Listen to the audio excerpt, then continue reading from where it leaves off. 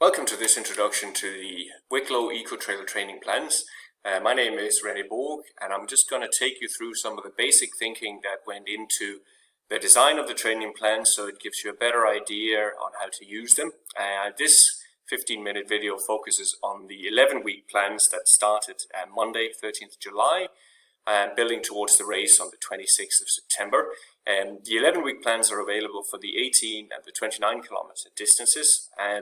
So what we will look at today is the two formats that the plans are available in, and we have got the downloadable PDFs here on the EcoTrail website in beginner, intermediate and advanced, and you will know them probably if you see this video. It's very likely you click through from here. The downloadable PDF looks like this. So what I would like to do is just give you a quick overview of how it's designed, what is the thinking behind the plans, and show you the secondary format, which is as the plan lives in a tool called Training Peaks. So Training Peaks is an American website that is used worldwide for delivering training plans. It goes into a lot more detail than the PDF can. You can customize things such as your heart rate zones and your pace zones and your personal settings. You can switch things around, drag and drop. So there's a lot of features here. Now, the Training Peaks plans are available as a purchase add-on through Running Coach Ireland. So if you do want more than just the PDF, then you would click the link to go to the shop, the Training Peaks shops for Running Coach Ireland, and you can purchase the plans there. But if you simply want the free plans, then all the detail you need, the basic details, are in the PDF document, which looks like this. So with an 11-week build-up, we are assuming, even for beginner plans like this one, that people have some kind of level of running experience already, because by the time you get into the final 11 weeks before race, it's too late to fundamentally change your fitness. Now, if you listen to this and think, oh, I signed up, but I haven't done anything yet, well, don't despair. There's a way around it to at least get you through the race on race day. But the basic premise of the plans is that there is already some level of fitness there, and you can see at the bottom of the plans the time that is expected for running time every week. So for instance, we can see that the beginner's plan here starts at 4.5 hours. That means ideally you have done very close to that already in the previous parts of your training. And because we assume that you've already done some level of training once you get into the final 11 weeks, the base period is extremely truncated in these programs. There's only 2 weeks, which is really, would never normally be enough for a base period. You need at least 8 to 12 weeks. It is simply the end of whatever base period you have already done. So we're just kind of giving you the final 2 weeks that we think would be a nice little cap for that period of the training. And then most of the training plans that are 11 and 10 weeks, they focus on what I call the race practice period, which is race-related training and race-specific training. So there's a lot of hills there, there's a lot of trails, we get to experience different types of paces and muscular exercises that will help get you ready for all the climb and all the descending that is in the actual routes. And so that's the basic premise for the plans. Now, one thing I want to say up front is that if you are a beginner, or even if you are an intermediate runner, but you don't have a lot of experience with different types of workouts, maybe you have run a lot, but you've mainly done easy runs, it can look daunting when you come into a sheet like this and you see all these colors and you hear hill sprints and hill reps and fartlegs, intervals. Oh my God. This is a lot to take in possibly, and it can look intimidating if you've mainly done easy running and only a little bit of other things. But there's two approaches to that. First of all, remember, it's really a spice, because there's one thing we know from science today about training is that there's 3 main determinants of success, and everything else just has a small impact, and you don't need to worry too much about it. The first thing is consistency. So that means you need to get out running regularly, because that's what builds volume, and the very basic volume correlates really strongly with the race results. So you need to be able to get out day after day. You cannot have 1 or 2 workouts that knock you out for 6, and you can't run properly for 4, 5, 6 days afterwards. That's never going to achieve consistency. So that means if you look at this plan and you can see, well, some of these workouts, I just can't do them. I have an old lower leg injury, or I'm not prepared physically for that. remember it's a spice and just take it away. Just look at the time and take all the details away. So if your plan says hill reps, 45 minutes, blah, blah, blah, look, just do 45 minutes, preferably on the hills. Nothing else. Get the 4.5 hours in, get the 5 hours in. Leave the others until you feel ready and until you have the experience, because you will still get the most important thing, which is consistency. So that'll take care of most of the results. And it'll also take care of the second factor for success, which is endurance. Endurance, of course, comes from the consistency, but it also requires that you do longer runs over 90 minutes to really be successful, especially when you're doing races that are 18K and above, which on the hills, the average time in the 18K is over 2.5 hours. So for most of these events, in the 29K, we're talking nearly 4 hours as the average. So we're essentially talking marathon type of endurance you need. You need to be able to be on your feet for several hours. You need to be used to that. It doesn't matter at what pace, but you need to have experienced it. And for that reason, there is a long run progression in every single plan. It's a little bit more difficult, of course, in the intermediate and advanced plans, but even the beginners have to start out at 2 hours if at all possible, so that they can get to the type of volume that will protect their body come race day. Now, if this seems daunting because you have stepped into this a bit late and you are only running less than that, let's say you're running maybe 70 minutes, 75 minutes, it can seem like an enormous step up. And obviously it would be too big a step up to go from 75 to 120 minutes in one go. So what you need to understand is it's not the speed, it's not the distance that kills you and damages your body when it comes to long runs. It's the speed you run them at. So when most people say, oh, I can't run 2 hours, I'm going to be too destroyed afterwards, what they're saying is, I don't know how to slow down enough to complete the 2 hours. So you need to learn, especially for hill running, that you can't do it easy enough. Just doze down, hike the uphills, hike the rough sections, enjoy your time on the hills, don't worry about the pace, but get the 2 hours on your feet. Whatever which way you need to get it so that you're ready to run again without any soreness, or at least not very much, by the following Tuesday in this plan. So that's the idea. You need to pick an effort and a pace for this time out on the hills that allows you to be, nearly fully recovered within 48 hours.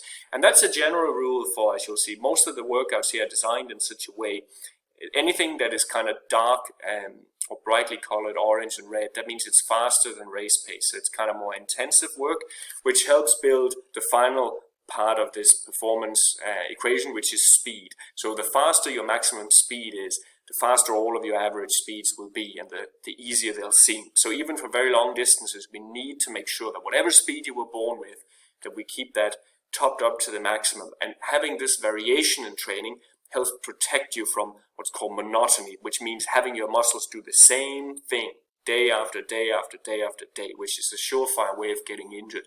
So you might look at speed and say, wow, could this be dangerous to do all this? Not if you do it right. In fact, if you do it right, it'll help protect you because it'll provide variety. It'll make your muscles stronger and more resistant, especially all this hill work we have where the impact forces are lower, which is also extremely specific to the challenge of the eco trails, because it'll give you the uphill and the downhill strength that will make sure that on race day you have built up a resistance so you're not laid up for 2 weeks after. That's the basic premise of the plan. But of course, if even in these what we consider fairly beginners workouts in the plan, if they seem very daunting compared to what you've done, remember you need to use your subjective feeling of medium and of hard and of easy. So it's your fast, don't strain, don't push it to 10 out of 10 straight away, ease into it, get a feel for those intensities, see how your body responds to it. If the plan says do it for 10 minutes and after 8 minutes you're utterly finished, you stop at 8 minutes. The plan is just a map. It's not the actual territory you're walking over. If you're reading a map and you walk through a landscape and there's a bridge on the map, but there's no bridge at the river when you arrive, you don't try and cross the river just because, oh, it's on the map. That's the attitude you need to bring to all the plans, and including ours. You need to make adjustments based on how you feel as you go along. You might also want to change other things around. You might have a group run that you really enjoy, that's part of the social experience of running. In that case, see, which ones are similar to what's in this plan? Can I more or less substitute them? And that's really the sort of thinking you need to bring into it. And if you are at Training Peaks, If you purchase the Training Peaks plan, then you'll have a little bit more ability to do this, because you can do, as you see, you can drag and drop workouts. So if you need to do the intervals and you think I'll do them with my club on Tuesdays, you could move the intervals to Tuesday, and you could switch the hill sprints. Now they see here the internet is a bit slow, so you don't actually get to see it, but you can take my word for it that you'd be able to switch the intervals here for the hill sprints, so that the days in the plan reflect what you have done. And of course you could print out the PDF plans and do something similar. All of the plans come with the basic information of the volume. So for instance here, 11 weeks beginner, 5 hours and 5 days per week.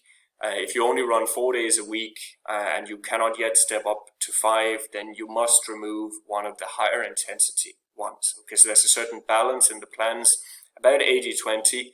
So 80% is easy and 20% is effort. So if you take out easy runs to get down to 4, which we don't recommend, then there's too much intensity compared to the easy volume in the plan. Similar, if you run a bit more, although you consider yourself a beginner, you can always add a little bit more easy running on the recovery days. The only thing to watch if you do that is that it doesn't leave you so tired that you're really struggling to do the main workouts. And the most important workouts we have marked with a key, which just stands for key workout. They are the ones that are kind of the natural final step of the progressions that are built into the plan. So you will, for instance, notice that there seems to be a logical progression here early in the plan of these very steady uphill reps into hill sprints.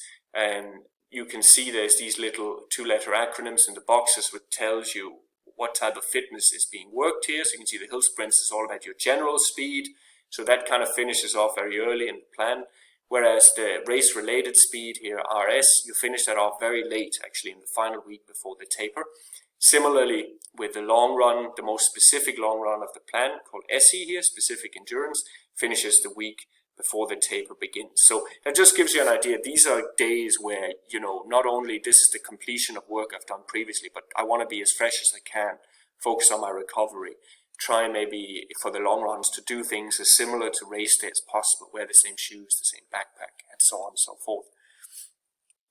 So similar to, if you want to adjust the volume and not just the days, you just need to look at how different is the starting point of the plans that are available compared to my starting point. The best thing would be to pick a plan that's very close. So of course, if you're running 18K and you're doing 7 hours running on average, then the advanced plan could be a good place to start. So have a look at that one instead. If you do have a very different volume, you just need to adjust the averages. Maybe you can just add a little bit extra volume on each of the days so that it matches what you had before, and you can follow the general progression, which is about 10% per week. And then you will notice there's step back weeks programmed in at regular intervals to make sure that you can absorb the volume. And we are using a better safe than sorry approach. The beginners plan have 4 step back weeks, one of which is in the taper, and the more advanced plans have 1 step back week less than that. So they're a little bit more aggressive in the ramp up. So that brings us nearly to the end of this first part of the introduction to the training plans. You might have other individual circumstances that you need to adjust to, such as you might have no hills available in your locality. And in that case, of course, it's a best effort basis. You get out on whatever hills you can, even if it's just little undulations around your locality. But if you live in a really flat place, you might have to do everything as flat sprints. And, that's okay. Some ultra runners train mainly on the flat and they can still prepare, because there is a big transfer from flat running to hill running. It's not ideal, but you have to work with what you have available to you. So that concludes this first talk. So if you want to download the plans, go to the wicklow.ecotrail.com/en/training plans site, find the plan that suits you best, check back for more plans in the future.